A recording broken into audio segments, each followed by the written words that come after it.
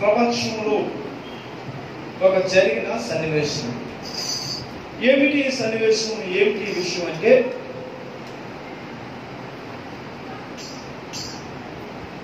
America దేశం రెండో ప్రపంచ యుద్ధంలో జర్మన్ హిట్లర్ని, అదేవిధంగా ఇటలీ దేశాన్ని, జపాన్ని ఎలా కొట్టిందంటే మరి ఇంకెప్పుడు యుద్ధం చేయము అన్నట్టు కొట్టింది అమెరికా దేశం. అమెరికా అంత విధంగా ఆ దేశాన్ని మీద దాడి చేసింది. ఇంకెప్పుడు ప్రపంచంలో యుద్ధానికి వెళ్తే చాలా జాగ్రత్తగా ఉండాలి అని భయపడేటట్టు జపాన్ దేశాన్ని నాశనం మీద యుద్ధం చేసింది అమెరికా.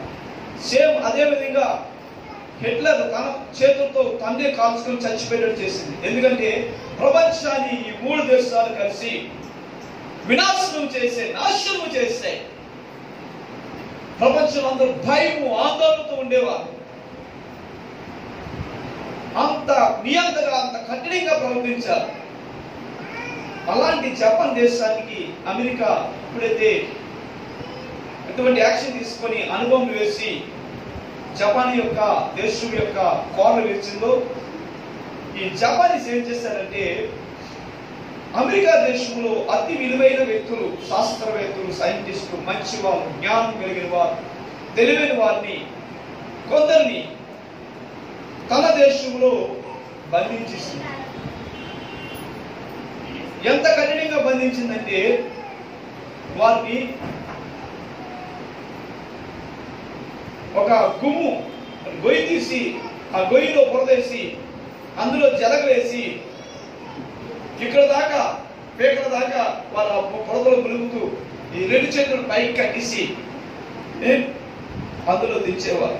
ఈ జలగలు వాళ్ళకి పట్టుకొని రక్తం అంతా లాగేస్తుండేది. ఆ తర్వాత ఎక్సాకారంలో వారిని కట్టి అలాగే ఉంచేసేవారు. ఇంకా కోపం వచ్చినప్పుడు చిన్న చిన్న కరెంటు పెడుతుండేవారు, కరెంటు పెడుతుండేవారు. ఈ విధంగా అంటే అమెరికా దేశానికి విలువైన ప్రపంచానికి కావలసిన ప్రముఖులను వారు పట్టుకొని బంధించేవారు. జైల్లో పెట్టి వారికి రెండు చేతులకి సంఖ్యలు వేసి, రెండు కాళ్ళకి సంఖ్యలు వేసి చెరలు పెట్టేసేవారు. సరైన ఆహారం పెట్టేవారు కాదు.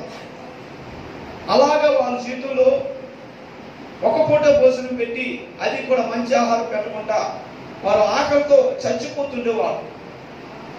అవన్నీ కూడా మిగతా వాళ్ళకి చూపిస్తుండేవారు. ఎందుకంటే రేపొద్దున ఎవరైనా సరే జపాన్ జోలికి వస్తే మీకు ఇలాగే ఉంటుంది అని కోపంతో వారు చేస్తుండేవారు. ఇలాంటి ప్రాముఖ్యమైన వ్యక్తులను రక్షించాలి, కాపాడాలి అని అమెరికా దేశం ఎప్పుడు ఆలోచిస్తుండేది. ఆ దేశంలో ఉన్న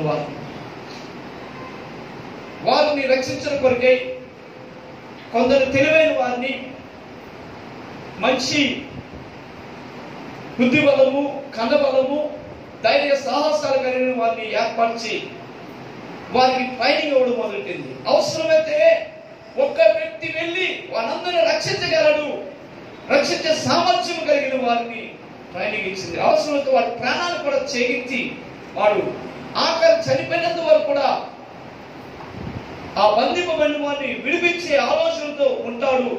అలా అటువంటి తరబిదు కొందరికి ఇచ్చింది అమెరికా దేశం, USA ఇచ్చి వారిని పంపించింది. ఈ పంపించినప్పుడు వారిలో కొందరు తమ ప్రాణాలు పోతాయని తెలుసు. ఎందుకంటే అటువంటి రింగులోకి దిగితే మళ్ళీ బ్రతికొస్తారని ఎవరికి ఆలోచన ఉండదు. చాలా కష్టం. ఎందుకంటే ఇతర దేశంలోకి వెళ్ళి ఆ దేశంలో ఉన్న వ్యక్తులను కాపాడి తీసుకురావడం అంటే చాలా కష్టం. అయినప్పటికీ కూడా కొందరు తమ ప్రాణాలు త్యాగం చేసి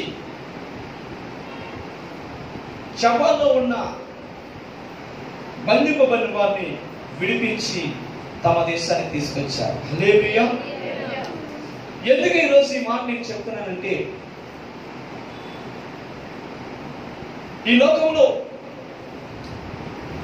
ప్రాముఖ్యమైన వ్యక్తులు,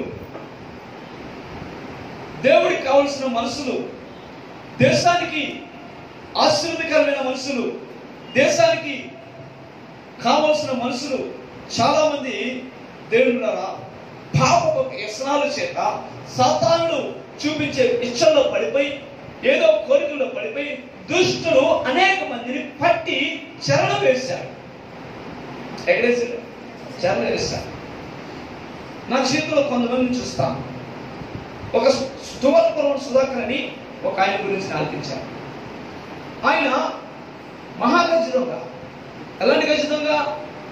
సింహాచలం దేవస్థానంలో ఉన్న బంగారాన్ని చుట్టూ కాస్తున్న వారిని కళ్ళు కప్పి పట్టుకుని వెళ్ళిపోయారు. బ్యాంకులో లాకర్లో పెట్టిన డబ్బుని గేట్లు ఏమి ఓపెన్ చేయకుండా అందులో ఉన్న డబ్బులు పట్టుకుని వెళ్ళిపోయారు. అంత ఖచ్చితంగా అంటే ఆయన దొంగతనానికి అలవాటు పడిపోయారు. ఎవరు చెప్పినా వినేవాడు కాదు. అలాగే హెస్సన్న గారని ఒక మంచి దైవజనుడు, ఆయన రక్తం కక్కుకుంటూ, పందులు తింటున్న పొట్టు తింటూ, పెట్టకుప్పల మీద తింటూ, రోడ్డు మీద పడిపోతూ ఉండేవాడు. శ్మశానాలను తిరుగుతూ మెంటల్ వాడిగా ఉంటుండేవాడు. వారికి అలా ఉన్నప్పుడు వారికి తెలియదు, నేను ఈ ప్రపంచంలో ఉన్న ప్రజలకు అందరికీ కావలసిన మనిషిని. ఆ స్తువత్పురం సుధాకర్కి కూడా తెలియదు, ఈ ప్రపంచంలో ఉన్న ప్రజలకి నేను ఒక మంచి దైవజనుడిగా ఉండాలి. తాగుతూ రోడ్డు మీద ఇదే విశాఖపట్నంలో పడిపోతుండేవాడు. రాజబాబు గారని ఐఎస్ ఎగ్జామ్స్ రాస్తున్న సమయంలో ఆయన త్రాగుడికి బానిస అయిపోయి తన భార్య ఏంట్రా ఇలాంటి పెళ్లి చేసుకుని బాధపడేది. అంత దుర్మార్గంగా ఉండేవాడు. అలాంటి వాటిని ఈరోజు ప్రపంచం, మన భారతదేశం, మన ఆంధ్రప్రదేశ్లో హోసన్న మినిస్ట్రీలో ఎవరు పాటలు పాడినా వాళ్ళకి ఒలికి రాదు, కానీ రాజబాబు గారు పాట పాడితేనే వాళ్ళు పనికి వస్తారు. అంత గొప్ప చూసారా దేవుడా. వారిని సాతానుడు వ్యసనాల చేత, అనారోగ్యాల చేత, మత బంధకాల చేత, చూడండి భక్త సింగ్ గారు, ఆయన మంచి మూఢ భక్తి కలిగిన వ్యక్తి. మూఢ భక్తితో, కుల వ్యవస్థతో ఆయన్ని దుష్టుడు బంధించారు. నా కులం ఏమిటి? బైబిల్ కాల్చేసేవారు. నేను చదువుకున్నాను, డబ్బు కోట్లు ఆస్తుపరుణ్ణి, నాకేంటి అని ఒక మత పిచ్చిలో ఉండేవాడు. సాతాను ఆయన కట్టి పడేశాడు. కానీ దేవుడి కోరిక ఏంటంటే, సాతాను కోరిక ఏంటంటే, ఎవరు ముఖ్యంలో వాళ్ళని పట్టి పడేస్తారు. ఎవరు పట్టుకుంటాడండి? చెప్పండి, ఎవరు పట్టుకుంటాడు? ఎవరైతే ముఖ్యులో, ఎవరైతే శాస్త్రవేత్తలో, ఎవరైతే యుఎస్ దేశానికి ముఖ్యంగా కావలసిన మనుషులు, ఎవరైతే దేశానికి ప్రయోజనకరంగా ఉన్నారో వాళ్ళే పట్టుకున్నారు. అదే విధంగా సాతానుడు కూడా, దుష్టుడు కూడా ఎవరు పట్టుకుంటాడంటే, ఎవరైతే ఈ లోకానికి వెలుగుగా ప్రకాశిస్తారో, ఎవరైతే ఈ ప్రజలకు రక్షణకరంగా ఉంటారో, ఎవరైతే ఈ ప్రజలను చీకటి వెలుగులకు నడిపిస్తారో, ఎవరైతే ఈ ప్రజలకు దీవెనకరంగా ఉంటారో, వారు అలా ఉండకుండా చేయాలని వాడు అనేకమైన కోరికల చేత, లోక ఆశలు చూపించి బానిసత్వంగా పట్టుకొని వాడు కట్టి పారేస్తున్నారు. కాబట్టి దేవుడు ఈరోజు జ్ఞాపకం చేసుకోండి, ప్రభు వారు కూడా వాళ్ళని విడిపించాలని ఆశ. ఈరోజు నువ్వు అనుకోవచ్చు, నేను అనారోగ్యని, లేకపోతే నేను ఒక చదువుకోలేదు, లేకపోతే నా వయసు ఏంటి, నేను అలాగా నువ్వు అనుకోవచ్చు. కానీ నీ ద్వారా దేవుని యొక్క ప్రణాళిక ఈ భూమి మీద ఉంది. ఏం జరిగింది? దేవుడు ఆశపడుతున్నాడు. బైబిల్లో యేసు ప్రభువారు ప్రయాణాన్ని చేయడానికి, అంటే ప్రభువారు ఈ భూమి మీద ప్రయాణించడానికి ఆయనకి ఒక గాడిది కావాలి. గాడిద ఎవరికైనా ఉపయోగమా? గాడిద అంటాం. ఎవరైనా బాగా చదవకపోతే గాడిదలాగా తిరిగి బాగా పరిస్తున్నావు, చదవలేవా, ఇది గాడిదలాగా ఊరంతా తిరుగుతున్నావు అని ఒక మనిషిని డిస్క్రైబ్ చేసే పదానికి, అంటే కృపదీసే పదంకి గాడిదని వాడతాం. కానీ ప్రభు వారికి ఆ గాడిదే కావాలి, ఆ పనికిరాని గాడిదే కావాలంట. ఏ గుర్రాలు ఉన్నాయి, ఒంటులు ఉన్నాయి, ఏనుగులు ఉన్నాయి, అందమైనవి ఏవేవో ఉన్నాయి, అవన్నీ వద్దు. అది ఏ గాడిద? నీ ఎదుటనున్న లూకాసు వార్త మత్తయి 21:12 చూడండి. నీ ఎదుటన్న గ్రామానికి వెళ్ళి వెళ్ళగానే కట్టబడి ఒక గాడిద ఉందండి. కట్టేశారు.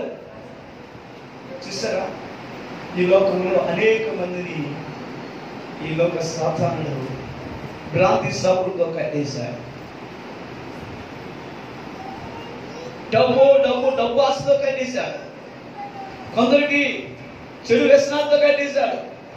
కట్టబడి ఉన్న గాడిదను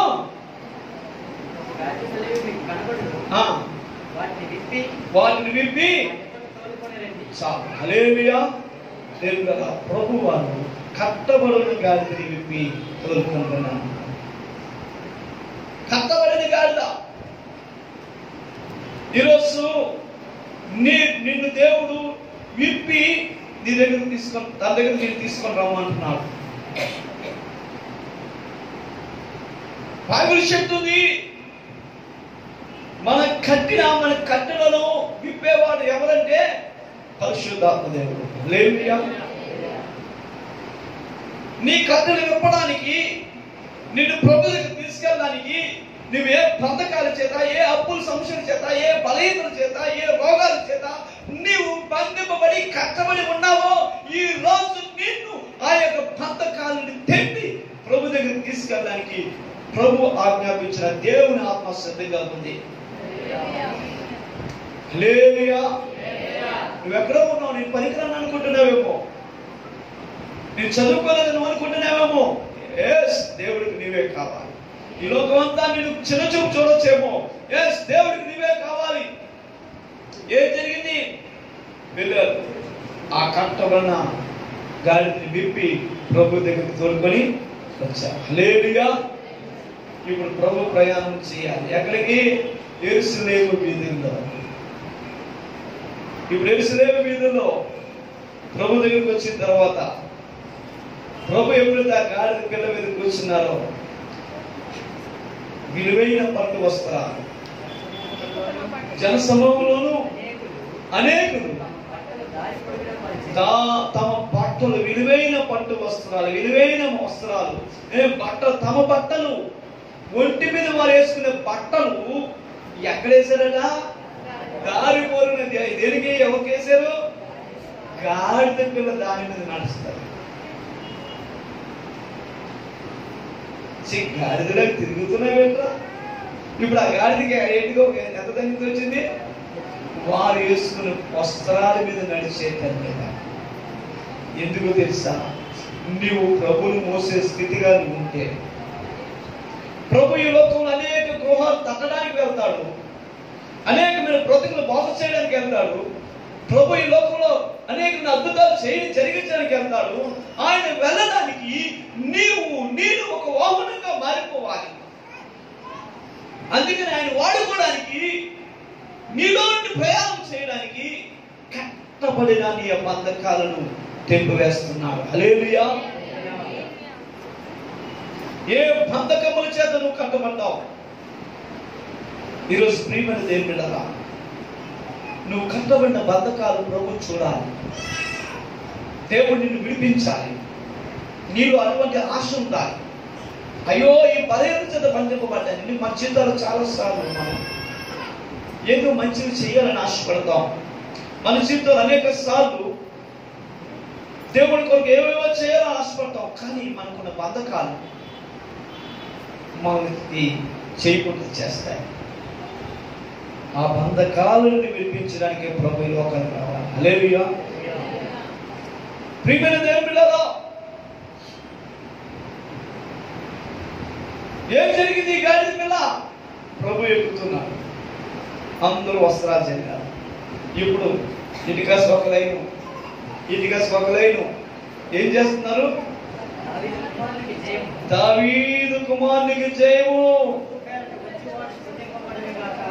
చూడండి, ఇక్కడ మీరు అరుస్తున్నారంటే గాడిద పిల్ల అక్కడికి వెళ్ళింది కాదు అరుస్తున్నారు. లేకపోతే వాళ్ళు అక్కడ రావట్లే. ఎందుకు? గాడిద పిల్ల మీదే ప్రభు ప్రయాణం చేస్తారు. హల్లెలూయా. ఆ గాడిద పిల్ల మీద ప్రభు ఉన్నాడు కనుకనే అక్కడ వాళ్ళు దేవుని స్తుతిస్తున్నారు. ప్రభు పేరు వచ్చేవాడు స్తుతింపబడును గాక. చూసారా, దేవుణ్ణి స్తుతిస్తా. ఆ గాడిద పిల్ల ఆ ముందుకి వెళ్తే వాళ్ళు స్తుతిస్తున్నారు. ఎంత వేగంగా గాడిద వస్తారా అని చూస్తున్నారు. ఎందుకు? గాడిద మీద యేసు ఉన్నాడు కనుక. ఈరోజు దేవుడా, యేసయ్య నీరు ద్వారా ఈ లోకంలో అనేక మందిలో అద్భుతాలు జరిగించారని, యేసయ్య ఈ నీరు ద్వారా ఈ లోకంలో అనేక మంది జీవితాలు బాగు చేయాలని, యేసయ్య ఈరోజు నీ ద్వారా నశించిపోతున్న అనేక మందిని రక్షించాలని ఆశపడుతున్నాడు. అనేకమైన బ్రతుకుల్లో సంతోషాన్ని ఇవ్వాలని నీవు నేను ఎందుకు మారకూడదు? ఎందుకు ప్రభువా నా బంధకాన్ని నన్ను విడిపించి ప్రభువా నువ్వు ఎందుకు అడగకూడదు? అడిగితే దేవుడు తప్పనిసరిగా నేను విడిపిస్తాడు. ఏం జరిగింది ఇక్కడ పరిస్థితి? దేవుని స్తుతిస్తున్నారు, ప్రభుని ఆరాధిస్తున్నారు, ప్రజలు కనపరుస్తున్నారు. ఇదే ఆదివారం. అక్కడి ఎక్కడికి వెళ్ళాడు ప్రభు వారు? ఆయన స్తుతిస్తుంటే అలా ఎక్కడికి వెళ్ళాడు? దేవాలయానికి వెళ్ళాడు. హల్లెలూయా. దేవాలయానికి వెళ్ళాడు. దేవాలయానికి ప్రభు వచ్చింటారు. ఎందుకు వచ్చాడు దేవాలయానికి? ప్రియమైన దేవుడు దేవాలయానికి ఎందుకు వచ్చాడు ఆయన? అక్కడ ఏం జరుగుతుంది? క్రయ విక్రయాలు. ఎక్కడ? దేవాలయాలు ఏం జరుగుతున్నాయి? క్రయ విక్రయాలు అంటే వ్యాపారాలు జరుగుతున్నాయి. ఏంటి వ్యాపారం? ఈ నూనె బాటిల్ మహా అయితే, ఇది ఒలివ్ ఆయిల్ మహా అయితే ఈ బాటిల్ ఇదంతా చేస్తే 10 నుండి 15 రూపాయలు ఉంటారు. ఇదంతా ఈరోజు మందిరాలు ఈ బాటిల్ ఎంతగా అమ్ముతున్నారు? 100 రూపాయలు. ఎంత? 100 రూపాయలు, 50 రూపాయలు. దేవుడి వాక్యం ప్రకటించాలి బాగుండి. యెరూషలేములో వెళ్ళి ఒక 2 రూపాయలు కాయిన్ ఒకటి తెచ్చినాం అక్కడండి. ఇక్కడ ఏం చేయాలి? 200 రూపాయల కాయిన్. అనుకున్నదంతా 100 రూపాయలు, 10 రూపాయలు, 5 రూపాయలు, 2 రూపాయలు. ఈ నమ్ముది ఎందుకే? నువ్వు వాక్యం ప్రకటించరా అంటే దేవాలయాలు ఏం చేస్తున్నారు? రుమాలు ఎంత? ఈ రుమాలు 10 రూపాయలు. ఈయన ఎందుకు అమ్ముతున్నాడు? 100 రూపాయలు. ఓరు బాబు, ఎంత వ్యాపారాలు జరుగుతున్నాయండి క్రైస్తవ సంఘాల్లో, మందిరాలు. ఇంకా అక్కడతో ఏమైందా? రోకలు మార్చుకుంటారు. డబ్బులు మార్పిడి. సంఘాల్లో పెళ్లి సంబంధాలు.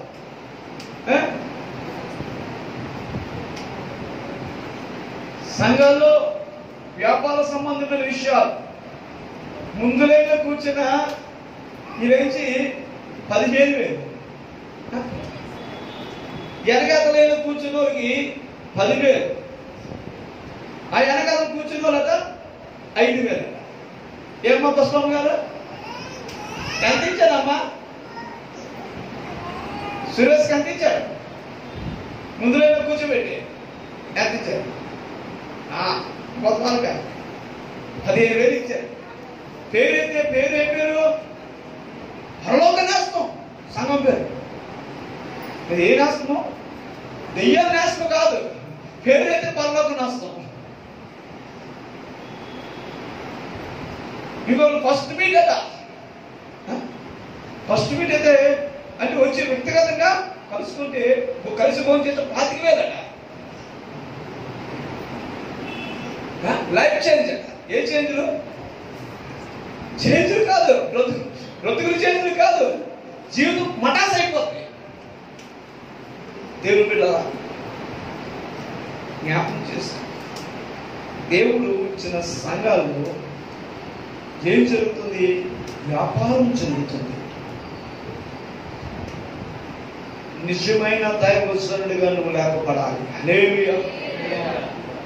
నిన్ను దేవుడు ఎందుకు బంధకాలను విమోచిస్తున్నాడంటే ఇలాంటి వ్యాపారాలు చేస్తున్న ప్రతి ఒక్క సంఘాన్ని నువ్వు సరి చేయాలని చెప్పడం. దేవుడు స్తోత్రం. అంటే నువ్వు జీవం తీసుకురావాలి. యేసు ప్రభువును మోసుకుని వెళ్ళిన దగ్గరికి వ్యాపారాలు జరుగుతున్న మందిరాన్ని బాగు చేయడానికి ఎంత గట్స్ ఉండాలండి. ఈ లోకంలో నువ్వు ఎవరినైనా ఎదుర్కోగలవు, కానీ సేవకులు ఎదుర్కోవడం చాలా కష్టం. ఏ సేవకులనే? వ్యాపారాలు చేసే సేవకులు. ఎవరినైనా ఎదుర్కోవచ్చు. ఏం చెప్తుంది సార్? లూకా సువార్త 19వ అధ్యాయము ఆఖరి 2 వచనాలు చదివితే, యేసు ప్రభువు ఎప్పుడైతే మందిరాల్లోకి వెళ్ళి అక్కడ రోకులు అమ్ములు ఇవన్నీ చిన్న భిన్నం చేసి వాళ్ళని సరిచేసి ఆ పక్షులు పావురాలు ఇవన్నీ విడిచిపెట్టేస్తే అక్కడ ఏం జరిగింది? వాళ్ళు ఏం చేశారు?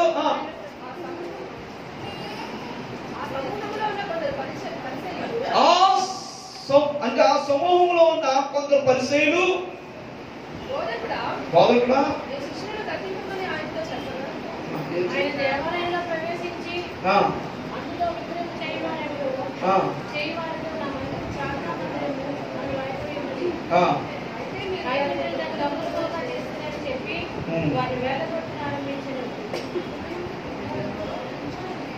దేవుని బిడ్డలారా 47వ వచనం చదవండి. ఆయన ప్రతి దినమును దేవాలయమును బోధించుచున్నప్పుడు ప్రధాన యాజకులను శాస్త్రులను ప్రజలను ఆయనను నాశనము చేయ చూచుచుండేది. కానీ ప్రజలందరూ మీ అమ్మలా చదువు ఎందుకు కావాలి? నీగా ముందు చదివేది తెలియదు అమ్మాయి. హల్లెలూయా. ఎందుకు కావాలి? నమ్మది ఒక్కొక్క అక్షరం పడుకొని లేస్తూ చదవండి. హల్లెలూయా. ఆయన ప్రతి దినమును దేవాలయంలో బోధించుచున్నప్పుడు ప్రధాన యాజకులను శాస్త్రులను ప్రజలలో ప్రధానులను ఆయన నాశనము చేయ చూస్తున్నారు. ఎవరన్నీలు? ఆయన ఈ రోజు నుండి దేవాలయములో సిలువ వేసిన ముందు రోజు దాకా రోజు బోధిస్తూనే ఉన్నాడట. అన్ని సరి చేస్తూ ప్రతి రోజు. కానీ అక్కడున్న ఎవరండి? సంఘపెత్తలు డబ్బులు లెక్కెట్టుకున్నారు వ్యాపారంలో. ఈరోజు ఎంత వచ్చింది? 100 బాటిల్లో ఎంత వచ్చింది? ముందు లైన్లో ఎంత వచ్చింది? ఫస్ట్ మీట్లో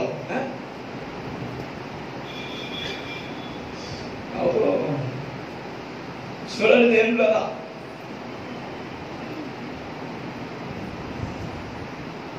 అసలు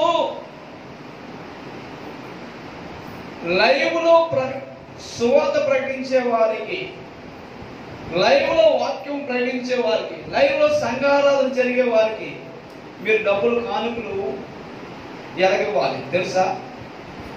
ఎలాగిస్తారు చెప్పండి? ఫోన్ పేలో కాదు,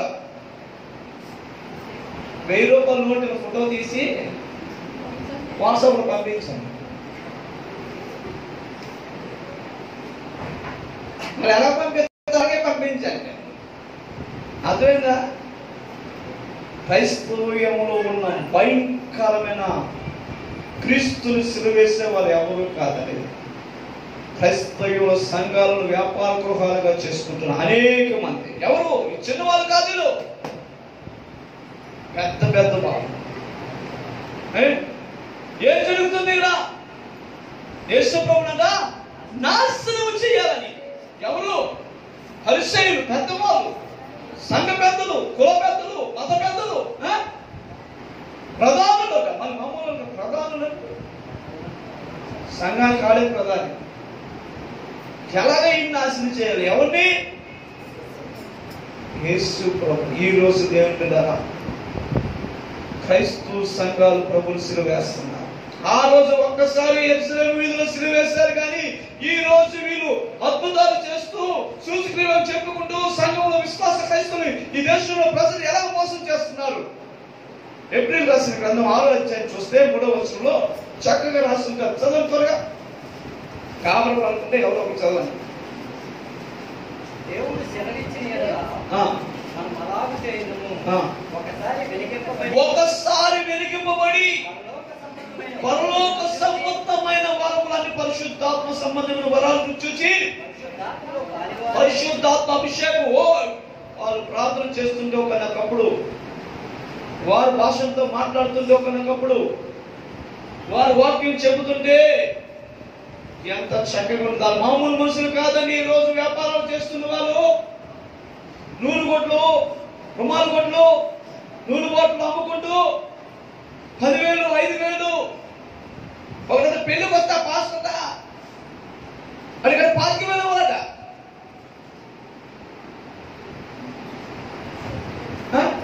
అలా ఇంటికి వస్తే 20,000 ఇవ్వాలట ఒక రోజాసనానికి. వీళ్ళంతా అక్కడికి వెళ్తారు. ఆల్వాస్పర్తో తీసుకొని పెట్టుకుంటారు ఇంట్లో. మనకి సిగ్గులేదు ఇంటి. మీకోసం కన్నీరు కార్చి మోకాలు అనిపిపెట్టు మీ ఆత్మీయ తరఫున ప్రార్థన చేస్తుంటే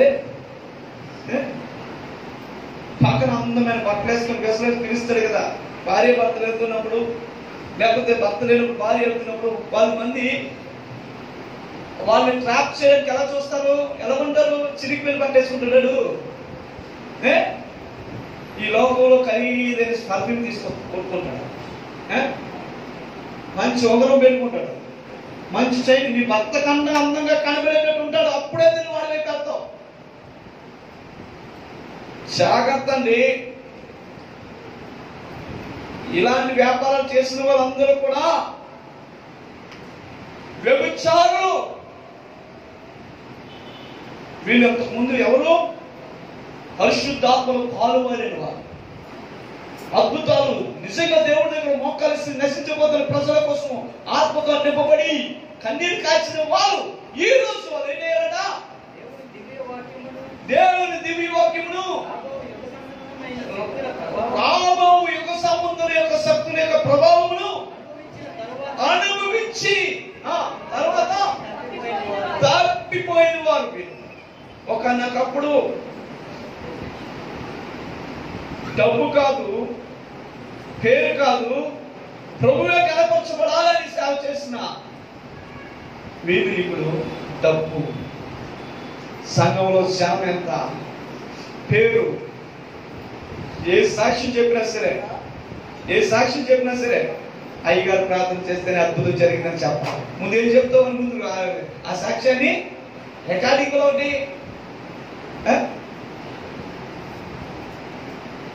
ఏది చేసినా సరే అయ్యగారు చేస్తాను నాకు అయిందని చెప్పాలా. సరే, దేవునికి మహిమ. ఇలాంటి వీళ్ళు ఇప్పుడు తప్పిపోయారు. ఎంత చెప్పినా సరే ప్రభు కాదు కనపరచబడేది. వాళ్ళ ఫోటోలే, పెద్ద ఫోటో.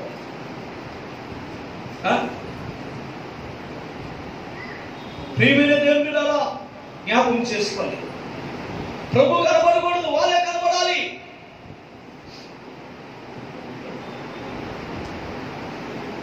ఈరోజు మన జీవితాలు అనుకున్నాయి. ఇలాంటి దుర్బోధలు జరుగుతున్నా, అంటే వారి జీవితం మారిపోయి వ్యాపారం చేస్తూ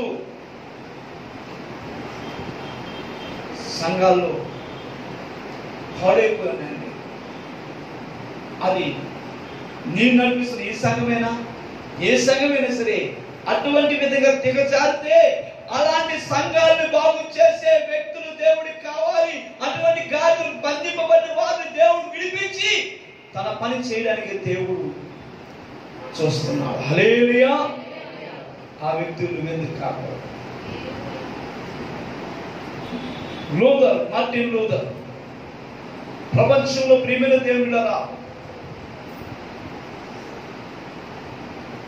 అప్పుడున్న రోమన్స్ మొట్టమొదటి క్రైస్తవ్యాన్ని అంగీకరించిన తర్వాత క్రైస్తవ్యాన్ని అంతా రూపుమార్పించి మలుగు చేసి విగ్రహారాధన, పాపక్షమాపణ పత్రాలు అమ్మడం ఇవన్నీ చేస్తున్నప్పుడు ఆయన ఒక ప్రీస్ట్గా ఉండేవాడు. ఆయన బైబిల్ చదివి సత్యాన్ని గ్రహించి ప్రభువా నన్ను వాడుకో అన్నాడు. ఆయనతో పాటు ఇంకొక ఇద్దరు, ఈ ముగ్గురు కలిసి బైబిల్లో లేనివి సంఘంలో ఏం చేస్తూ వ్యాపారాలు చేస్తున్నారు. పాప పరిహార పత్రాలు అమ్మేవారు. ఉదాహరణ చెప్తున్నాను, నేను ఒక పరాయి పురుషుని యొక్క భార్యని పట్టుకొని వెళ్ళిపోయాను. దానికి ఏం సిస్టర్స్ అండి, వారు పాప పరిహార పత్రకం అమ్మేవారు. అది నేను కొనుక్కుంటే అది నాకు ఉంటే నన్ను ఏమనుకో, ఎవరినో చంపేశాను, దానికి ఇంత కాస్ట్ ఉంటుంది ఆ పాప పరిహార పత్రం, అది నాక్కడ ఉంటే ఎవరు నన్ను ఏం చేయను. దొంగతనం చేశాను, తప్పు చేసింది ప్రభు పాదాల దగ్గర చేసిన వాళ్ళ దగ్గర ఒప్పుకోవాలి. హల్లెలూయా. కానీ ఈ చెవులు చెప్పేస్తే వీళ్ళు క్షమించేస్తారట, వీళ్ళు క్షమించేస్తే వీళ్ళు మళ్ళీ రోడ్డు మీదకి వెళ్ళిపోతారట. ఎంత సగంలో అంటే ఆ దుర్బోధ పేర్చము, మోతమైపోయిన మనస్సాక్షి. వాళ్ళు ఇంకా ఏం చేస్తారు? తిమోతి రాసిన గ్రంథం 1 తిమోతి 4వ అధ్యాయంలో వాళ్ళు ఏం చేస్తారు? వివాహాలను నిషేధించు. చదువు త్వరగా చదవండి. 1 తిమోతి 4వ అధ్యాయం. అయితే కడవరి దినాల్లో మోతమైపోయిన మనస్సాక్షి కలిగిన వారు కొందరు వేషధారణ వలన, వారు వేషధారణ ఎలా కూడా తెలుసండి, గంటలలో పెంచేసుకొని లేకపోతే దేవాలలో బట్టలు వేసుకొని ఫుల్ వైట్. ఎందుకయ్యా బట్టలు మార్చితే బ్రతుకు మార్చుకుంటానా? కంగారాలు గింగారాలు తీసేసి ఎందుకు? తెలుగులారా, సమర్పించుకోండి మంచిది దేవుడి కోసం. నిజంగా నీ హృదయాన్ని సమర్పించుకొని తర్వాత అలంకారం సమర్పించుకొని కాదని నేను దానికి వ్యతిరేకం కాదు. కానీ బైబిల్ చెప్తుంది సమర్పించుకున్నవాడు ఎలాంటిది? ఆమె చీర తెలుసా, ఒంటి ముక్కు మీద ముక్కుకి చెవులకి బంగారం ఉండదు, కానీ ఆ బంగారం మించిపోయిన ఖరీదు ఉంటుంది ఆ చీర.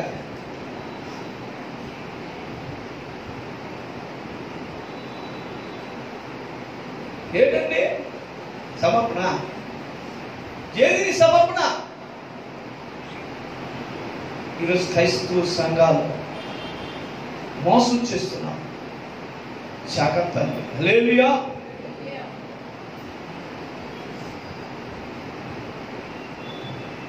కాబట్టి ప్రియమైన దేవులారా, మీరేం చేస్తున్నారట? 3వ వచనం, ఆ అబద్ధికులు మోతమైన మనస్సాక్షి గలవారే వివాహమును నిషేధిస్తారట. హల్లెలూయా. పెళ్లి చేసుకుంటారా? ఈడు ఎలా పుట్టాడు?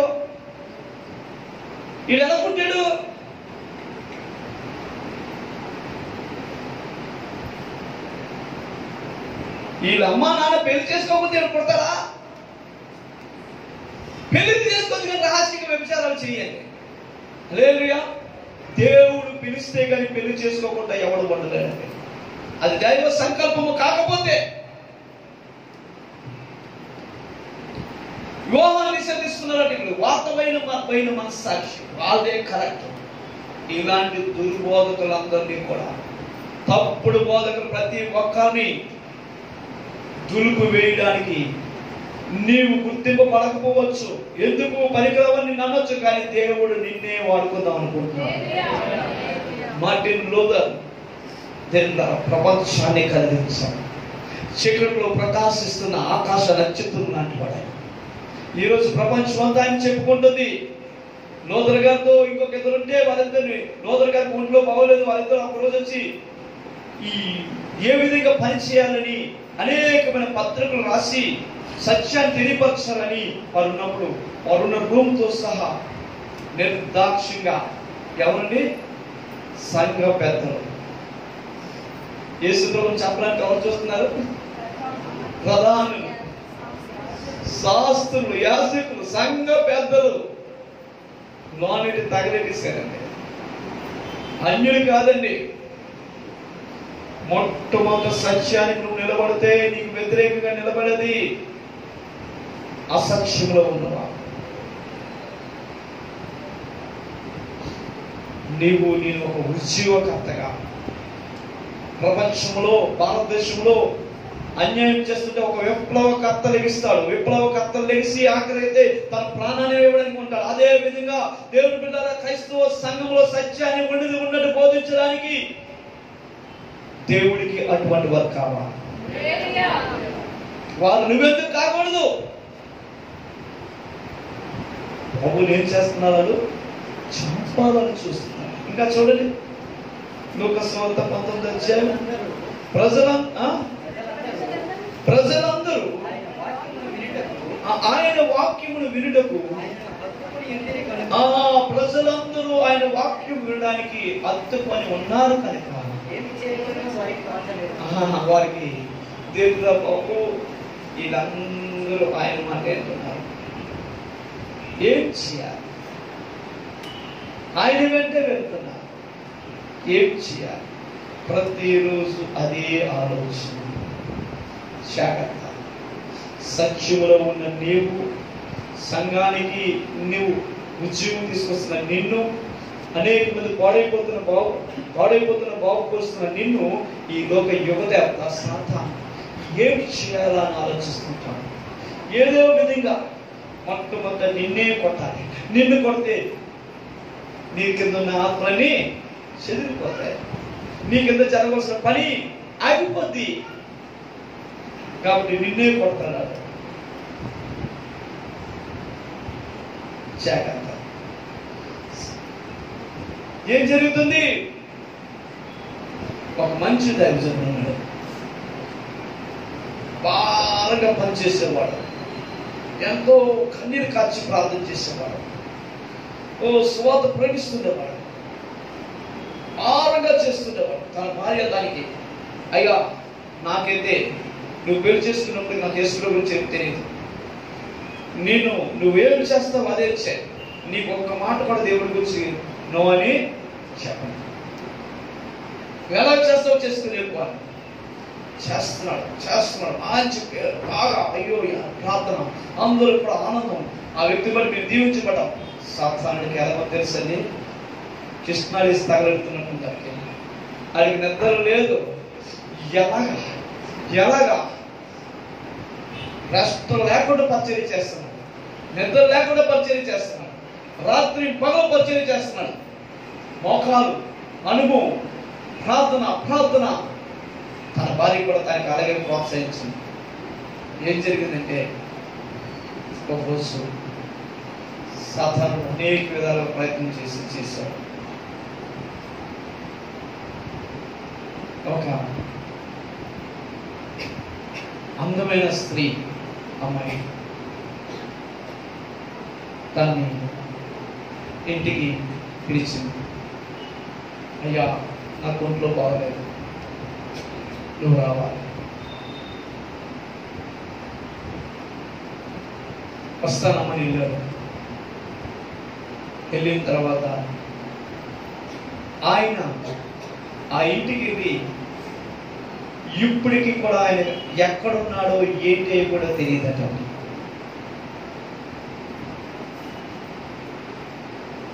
ఏంటి అయిపోయాడో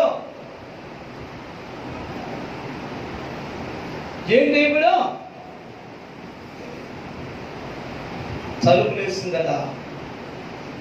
నీవు కానీ ఈ సమయం వదిలి నువ్వు బయటికి వెళ్తే నేను నగ్నంగా రోడ్డు మీదకి వెళ్ళిపోతాను.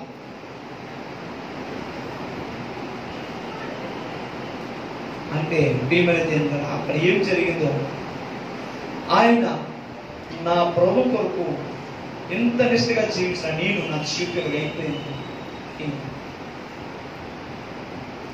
ఆయన ఎక్కడికి వెళ్ళిపోయాడో ఏమిటి వెళ్ళిపోయాడో తెలియదండి ఎవరికి. మనస్సాక్షిని వాడు ప్రియమైన దేవుడు అలా జాగ్రత్త. సాతానుడు దేవుడి చేతులను వాడబడుతుంటే దేవుడికి అవసరమైన ఏమిటో నువ్వు నీ మీదే వేటాడతాడు. అని ఇంకొకరు వేటాడో నిన్నే వేటాడతాడు. యేసునే వేటాడుతున్నారు వాళ్ళందరూ. కానీ ప్రజలందరూ యేసుని అత్తుకొని ఉంటున్నారు. లాస్ట్కి ఏం చేశారు? ఎవరికి అరేశారు? ఈరోజు క్రైస్తవ సంఘాల్లో చనిపోయి రావడానికి ఎవరు? క్రైస్తవులే. ఎవరు బాధ్యత అప్పగించాలి? యోధాకి క్యాషియర్ ఇచ్చారు. యోధాకి డబ్బు అంతా యోధా చేతిలో ఉంది. వీళ్ళు ఏం చేశారు? ఇంకా లాభం లేదురా, మేము ఇంకా యేసుని కొట్టాలంటే, దెబ్బ కొట్టాలంటే మా ఒక్కరి వల్ల కాదు, ఆయనతో ఉన్న ఆయనకి అంతరంగంగా ఉన్నవారు, ఆయన అనుచరులనే మనం పట్టుకుంటే కానీ యేసు మీద పగ మనము తీర్చుకోలేము. ఏం చేశారు? యోధాకి ఇచ్చారు. ఈ రోజు దేవుడా, ఈ రోజు క్రైస్తవ్యానికి చెడ్డ పేరు, ప్రభుకి చెడ్డ పేరు ఎవరి వల్ల వస్తుందంటే అన్యుల వల్ల కాదు. యేసు నమ్ముకొని ప్రభు పాదాల దగ్గరికి వచ్చి కన్నీరు కార్చి సాక్ష్యం చెప్పి తర్వాత రోడ్డు మీద బ్రాంతి షాపులంటే కనబడుతూ, వ్యభిచార పంపులంటే కనబడుతున్నా నీ బట్టి నా బట్టి కాదా? విగ్రహపు గుడుల దగ్గరికి వెళ్ళి అక్కడ అసభ్యంగా ప్రవర్తిస్తూ, అన్యులతో తగువులాడుతూ, అవివేకంగా వారితో ప్రవర్తిస్తూ ఏం దేవుణ్ణి నమ్ముకున్నావని వాళ్ళని అంటున్నప్పుడు, దేవుళ్ళారా సాతానుడు ఎవరిని కొట్టాలి? యేసు ప్రభు శిష్యుని పట్టుకున్నారు. వాళ్ళందరూ కలిసి నీకెంత కావాలా, ఎంత కావాలా? 35 వెండి నాణాలు అడిగారు. 35. అప్పుడు 12 మందిలో ఒకడు ఇస్కరియోతు యోధ, నేను మీకు ఆయనను అప్పగించిన ఎడల దేనికి మనిషి అయిపోయాడు? ఇంకా ప్రభుని అప్పగించడానికి డబ్బుకి బాధ్యత. ఎంతమంది డబ్బు కోసం క్రైస్తవ సంఘాల వ్యాపారం, లోకాశల కోసం ఎంతమంది శరీరాన్ని నమ్ముకోవడం, వారు అనుకున్నది చేయడానికి ఎంతమంది దేవుణ్ణి బాధపరచడము. ఎంత బాధకరమైన విషయం అండి, ఎంత బాధకరమైన విషయం. ఒకడు అడుగుతాడు, మాస్టర్ గారు నేను డబ్బులు ఇచ్చాను, నా పేరు ఎందుకు చెప్పలేదు అన్నాడు. ఎవరు మమ్మల్ని మర్చిపోయి నీ పేరు చెప్పను. నెక్స్ట్ ఆయన ఎవరో మానేశాడు. మంచిది, వెరీ గుడ్. పేరు కోసం వస్తున్నారు వాళ్ళు చర్చికి.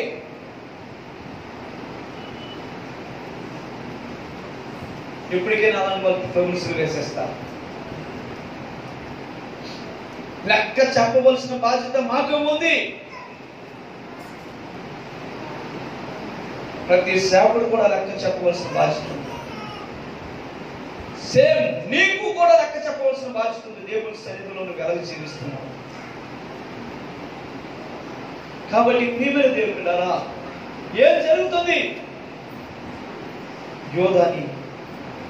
యోధాని వారు యారేసి పట్టేశారు. వెంటనే యేసు ప్రభుని ఏ యొక్క వీధులైతే ప్రభుని వస్త్రాలు పరిచి హోసన్నా హోసన్నా రాజులకు రాజా ప్రభువులకు ప్రభువా అని స్తుతించారు. ఇప్పుడు అదే వీధుల్లో 5వ రోజు వస్త్రాలు చిరిగిపోయి రోడ్డు మీద తన్నుకుంటూ ఈడ్చుకుంటూ ప్రభుని తీసుకెళ్తున్నారు.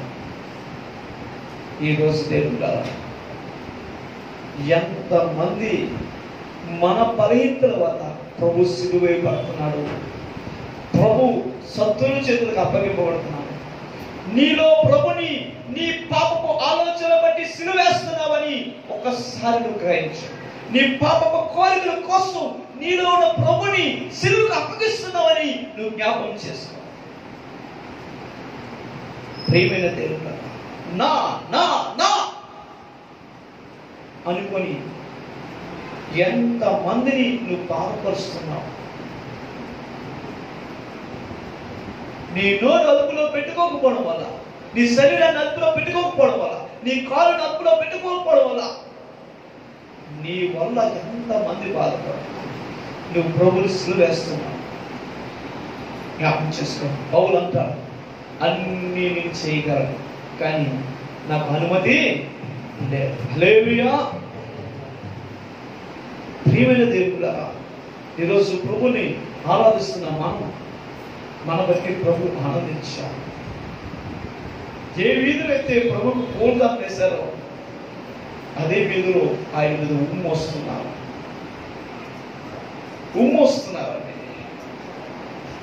ఎంత బాధాకరమైన విషయం దేవుడా.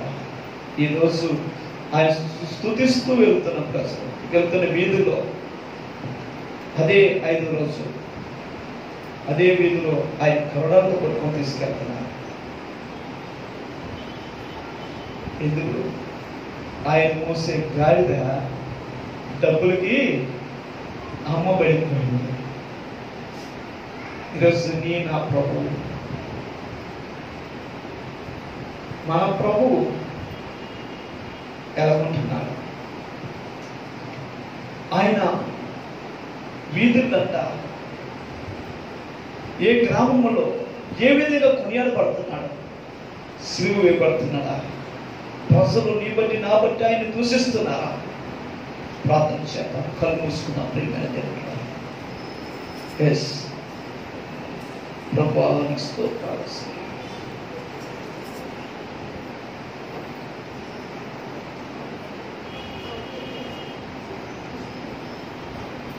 యేసయ్యా, నా కోసం నువ్వు ఆలోచిస్తున్నావు. నువ్వు నా కోసం ఆలోచించి